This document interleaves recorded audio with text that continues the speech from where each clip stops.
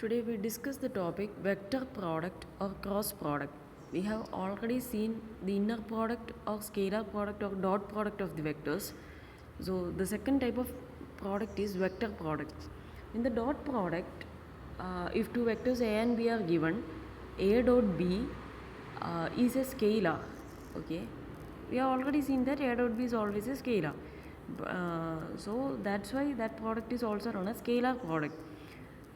Here cross product is also known as vector. Cross product of two vectors is also known as vector product because the cross product or vector product of the vectors is a vector. It is not a scalar. This product gives a vector. Okay, let us look at it. The vector product or cross product denoted as A cross B of two vectors. Dot product is denoted as A dot B and cross product is denoted as A cross B of two vectors. A is equal to A1, A2, components A1, A2, A3 that can be written as A1I plus A2J plus A3K, and B is B1, B2, B3 that can be written as B1I plus B2J plus B3K is the vector. Okay, so A cross B is always a vector, and it is denoted as V. V is equal to A cross B and it is defined as determinant first row I, J, K, second row the components of A will be written. So A1, A2, A3, and the third row is the component of B. So third row is B1, B2, B3. So the vector product or cross product of two vectors A is A cross B and it is defined as the determinant first row I, J, K, second row the components of A, and third row the components of B. Okay, next a note is given. These are some properties to be noted of the cross product. If A and B have the same direction, if two vectors A and B are having same direction, then their cross product V is equal to A cross B is always 0. Okay. Similarly, if A and B have opposite direction, then also their cross product is 0. Okay, if one of the vectors A and B is the 0 vector, then also their cross product is 0. In any other case, that means if the cross product is not 0, then the length of A cross B is given as. That means in any other case means in all the three previous cases A cross B is 0. So when A cross B is not equal to 0, the length of the vector A. We have already said that A cross B is a vector. So length of the vector V is equal to A cross B is given as length of V is defined as mod A, mod B sine gamma. Mod A is length of A, mod B is length of B, and here we are taking the sign of the angle gamma. Now this gamma is the angle between A and length of vector A cross B is given as length of A, length of B sine gamma, where gamma is the angle between A and B. Next, the direction of V is equal to A cross B. We have said the length of the vector A cross B. Then what about the direction of A cross B? The direction of V is equal to A cross B is perpendicular to both A and B. So A cross B is a vector perpendicular to both A and B, and such that A, B in this order form a right-handed triple, and ABV form a right-handed triple. Right-handed triple means these three vectors are perpendicular to each other. Okay, so that form a right-handed system like XYZ axis. That means okay. That is about the vector A cross B. A cross B has length mod A mod B sine gamma and direction perpendicular to both A and B.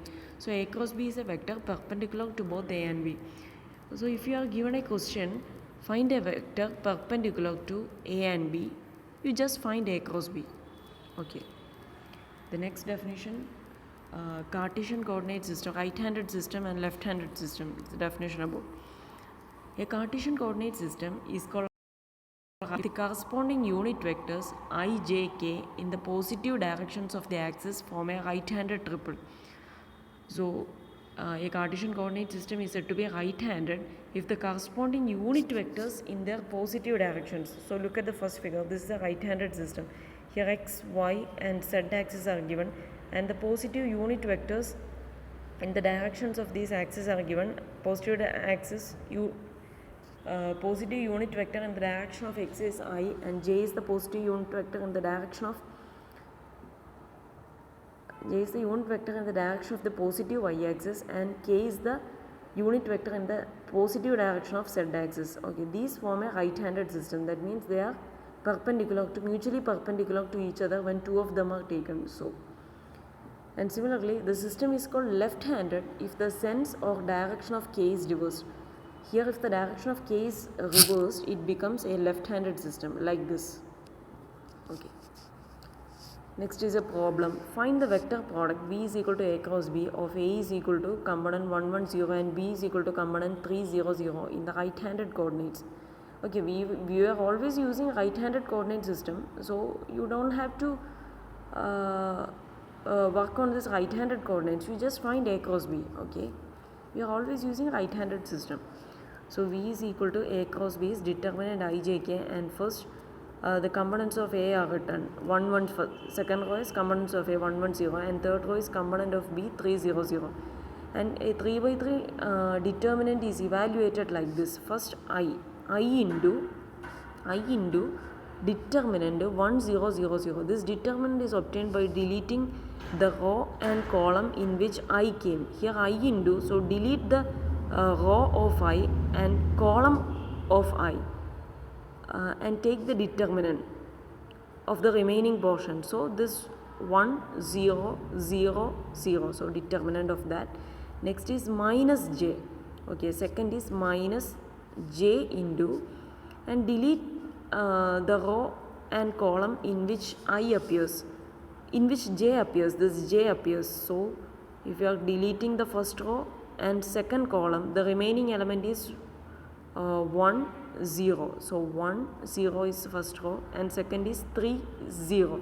So 3 0, determinant of this, plus k into, and delete the row and column of k. The remaining element is 1 1 3 0. So 1 1 3 0.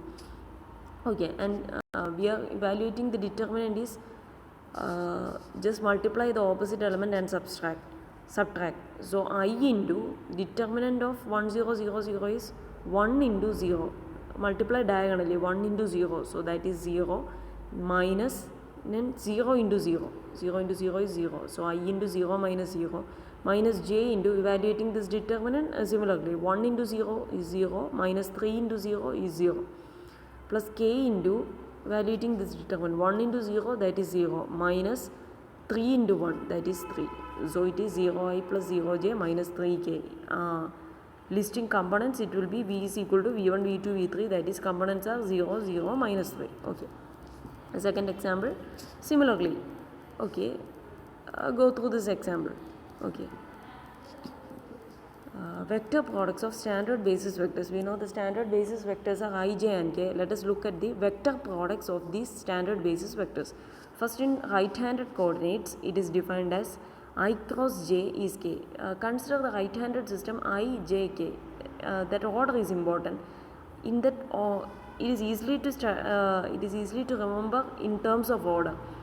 Just remember I, j, k. Just remember the order I, j. Taking cross product in that order, I cross j is the next vector k. Next j cross. Remember the order I, j, k. Next j cross k, that is I, and k cross I is defined as j in the cyclic order. I cross j is k, j cross k is I, and k cross I is j. In the cyclic order, I, j, k is taken. If you reverse the order, that is I cross j is k, then j cross I is minus k. Similarly, k cross j is minus I, and similarly I cross j is minus j. For left-handed coordinate system, in terms of the vector products of standard base vectors in left-handed coordinate system, the same result, but we should replace k by minus k. So this result is obtained by replacing minus k. Okay. Next is the general properties of vector product. Okay, first property, for every scalar L, vector LA cross B is equal to L into A cross B is equal to A cross LB. All these products are same. Second property, vector product is distributive with respect to vector addition. Okay, vector product is distributive with respect to vector addition. So two properties we obtain. So A cross B plus C. So cross product over vector addition. A cross B plus C can be written as A cross B plus A cross C. Similarly, cross product is taking here.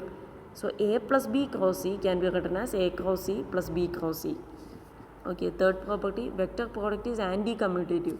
Remember, vector product is not commutative, but scalar product is commutative. We have already seen A dot B is same as B dot A, but vector product is not commutative, but it is anti-commutative.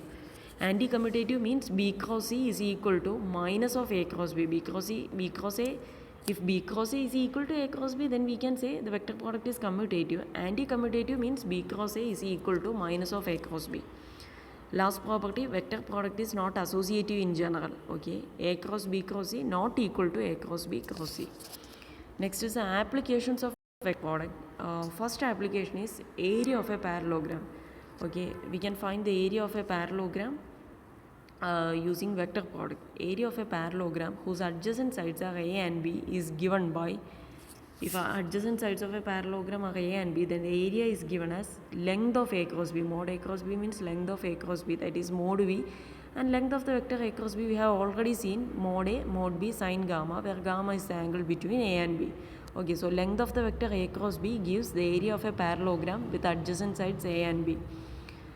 Let us look at an example. Find the area of the parallelogram having two adjacent sides OA and OB, where O is the origin and position vectors of A and B are given as A is equal to I plus 2j plus 3k and B is equal to minus 3i minus 2j plus k. Here O is the origin and the position vectors of A and B are given. So vectors of the OA is the vector A and OB is the vector B itself. So A and B are the sides of the parallelogram. So area is the length of A cross B. So first we find A cross B. So V is equal to A cross B, that is IJK. First components of A are written 1, 2, 3. Last row components of B minus 3, minus 2, 1. And we are finding A cross B, and area of the parallelogram is length of A cross B. So length is root of 8 square plus minus 10 square plus 4 square, that is root of 180, that is 6 root 5. Since it is area, we are given square units. Units are not given, so we write square units. Okay. Instead of this, suppose if the angle between A and B are given, we use this length of A into length of B. If length of A, length of B and the angle between the adjacent sides are given, then we use this formula, length of A into length of B into sine gamma. Here only position vectors of A and B are given, so that is why we find A cross B and length of A cross B. Instead of that, if the angle and the length of the sides are given, we use this formula. Okay, we have seen an application of vector product here, area of the parallelogram. The next application will be given in the next video. Okay.